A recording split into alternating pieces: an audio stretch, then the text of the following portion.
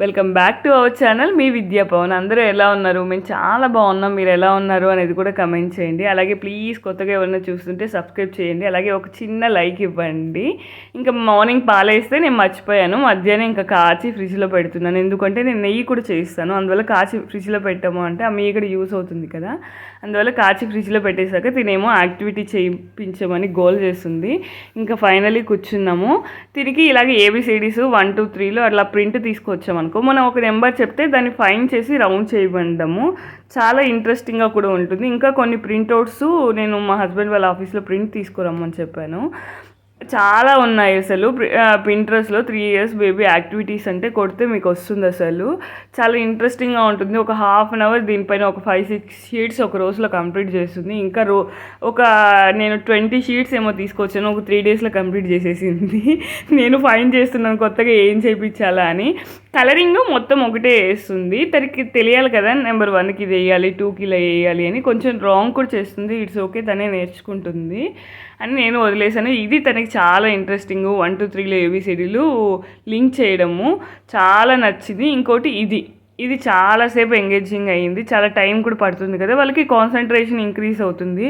చాలా ఇంట్రెస్టింగ్గా ఉంటుంది. మీరు కూడా ట్రై చేయండి. మీ ఇంట్లో కూడా ఏమైనా కిడ్స్ ఉంటే ఇలాగ ప్రింట్అవుట్ తీసుకొచ్చి వాళ్ళని ఎంగేజ్ చేయండి. బొమ్మలు ఆడట్లేదు ఈ మధ్య ఎందుకో అసలు, అందుకే ఇలా వర్క్ షీట్స్ తీసుకొచ్చి తను ఎంగేజ్ చేస్తున్నాను. మధ్యాహ్నం లంచ్కి ఏమో మేమిద్దరమే, అందుకే 2 eggs తీసుకొని ఎగ్ రైస్ చేస్తున్నాను. చాలా సింపుల్, టేస్టీగా ఉంటుంది.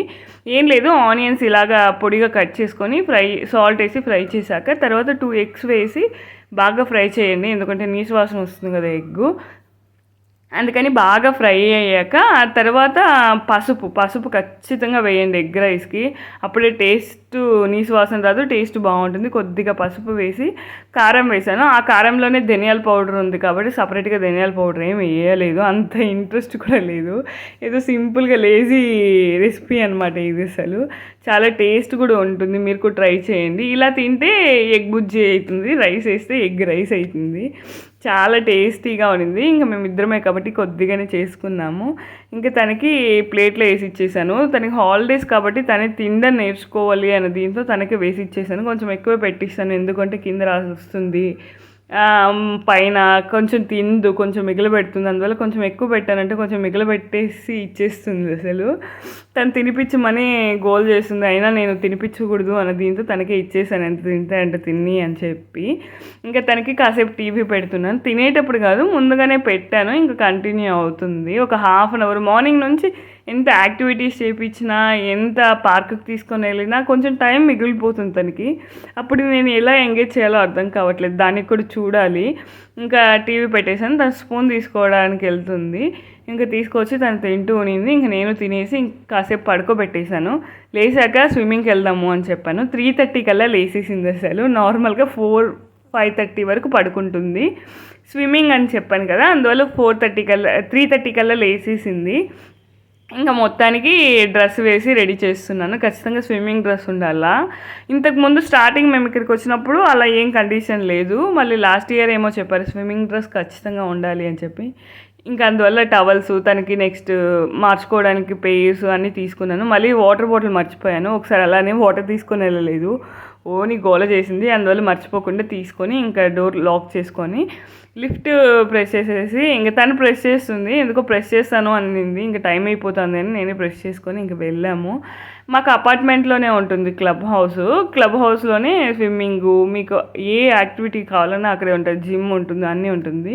మేము అవన్నీ ఎక్కువ యూజ్ చేయం. కానీ మా పాప పుట్టాక స్విమ్మింగ్కి వెళ్తున్నాం. అంతకుముందు మేము వెళ్ళేదానికి కూడా కాదు, అసలు తిరిగి కూడా చూడము. ఇంకా ఇక్కడ కూడా వాటర్ స్ప్రే చేస్తున్నారు. ఇంక మేము వస్తున్నాము, పైన పడుతుంది అని ఆఫ్ చేశారు అతను. ఇంకా లోపలికి వెళ్ళాము.